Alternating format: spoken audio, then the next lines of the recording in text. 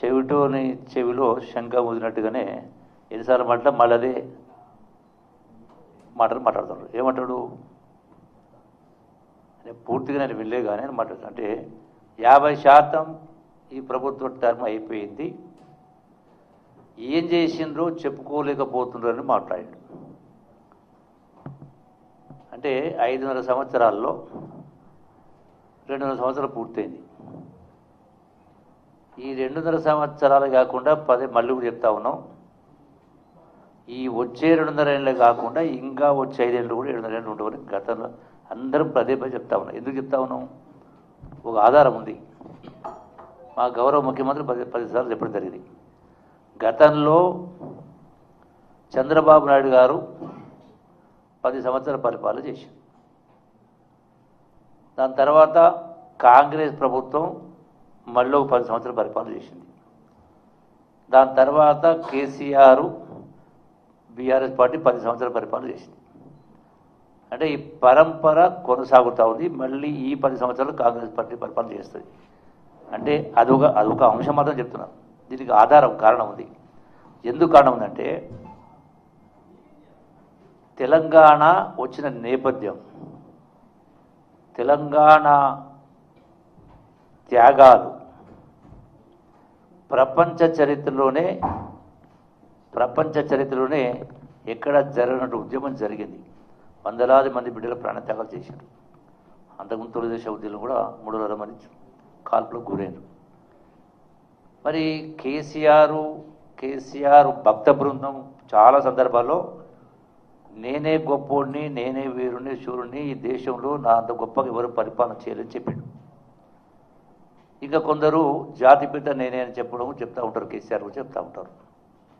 మరి ఇంత గొప్పగా పరిపాలన చేసి ఉంటే ఎందుకు మిమ్మల్ని ప్రభుత్వం గద్దె దింపినరు?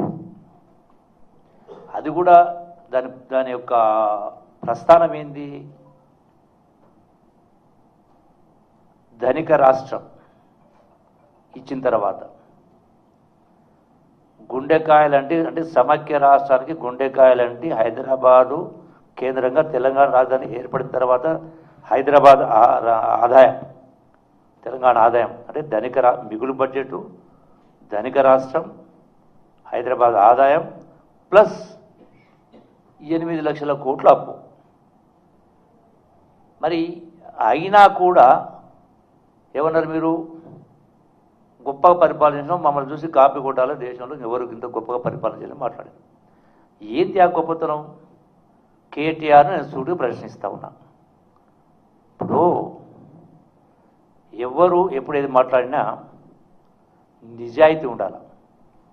ఒక ఉదాహరణ లెక్క చెప్తా.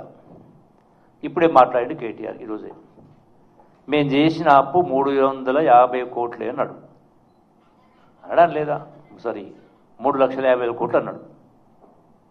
అనడా లేదా? 3,50,000 కోట్లు. రెండో మాట, ఆ మాట ఇంకోటి ఉంటాడు, మేము బహిరంగంగా సవాల్ విసురుతూ సిద్ధం లెక్కలు అన్నాడు. అరే, బహిరంగంగా ప్రజలు మొత్తం యావత్ రాష్ట్ర ప్రజలు చూసేది శాసనసభ చూసినా చూడలేదా? రాష్ట్ర శాసనసభలో నిండు సభలో లెక్కలతో సహా రుజువు చేయడం జరిగింది, చెప్పడం జరిగింది. నేను కూడా ఆ సందర్భంలో ప్రస్తావించిన. హరీష్ రావు అసెంబ్లీ మాట్లాడుతూ మన ఒక సందర్భంలో మాట్లాడాడు, జూపల్లికి చిన్న మెదడు చిల్లుబడ్డదా అన్నాడు. చిన్న మెదడుకు చిల్లుబడ్డదా జూపల్లికి? కేసీఆర్కు బీఆర్ఎస్ నాయకులకు చిన్న మెదడు పెద్ద మెదడు మొత్తం చిల్లులు పడే తెలంగాణ ఖజానాకు చిల్లుబడ్డది. యావత్ రాష్ట్ర ప్రజల జేబులకు చిల్లులు పొడిచింది మీరు. కాదు చెప్పగలుగుతారా? 3,50,000 కోట్లు అన్నావు. నేను అక్కడ శాసనసభలో ఏం చెప్పిన ఆ రోజు? ఎట్లా 3,50,000 కోట్లు అవుతుంది అంటే రాష్ట్ర ఖజానా నుంచి రాష్ట్ర బడ్జెట్ రూపంలో వాళ్ళు తీసుకున్న డబ్బు 4,50,000 కోట్లు సమానంగా.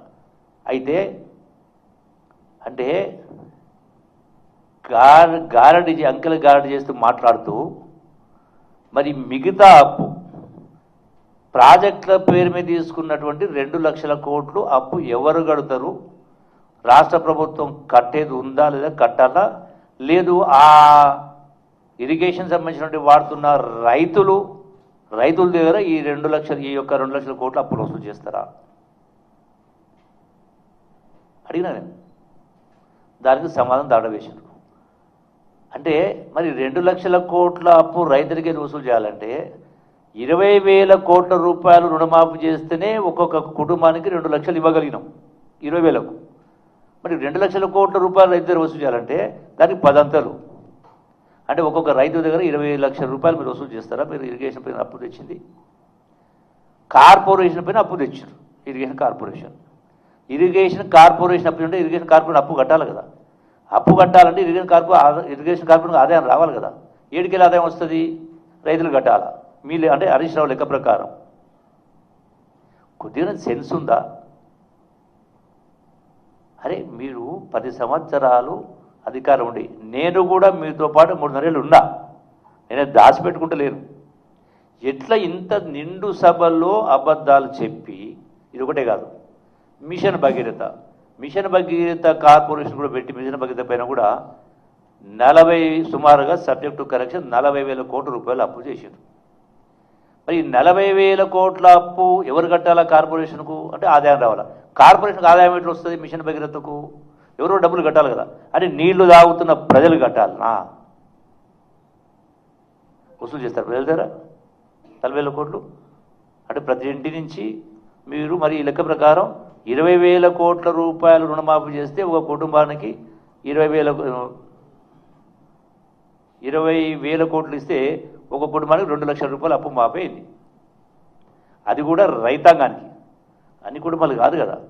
మరి మీరు ఈ 2 లక్షల కోట్ల ఈ యొక్క 40,000 కోట్ల రూపాయలు అంటే ఒక్కొక్క కుటుంబం నుంచి మీరు ఎన్ని లక్షలు వసూలు చేస్తారు మంచినీళ్ళు తాగడానికి?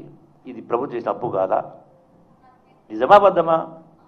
అరే నోదరిస్తే అబద్ధాలు మాట్లాడుతూ మళ్ళీ చిలుక పలుకులు పలుకుతూ ఉన్నారు.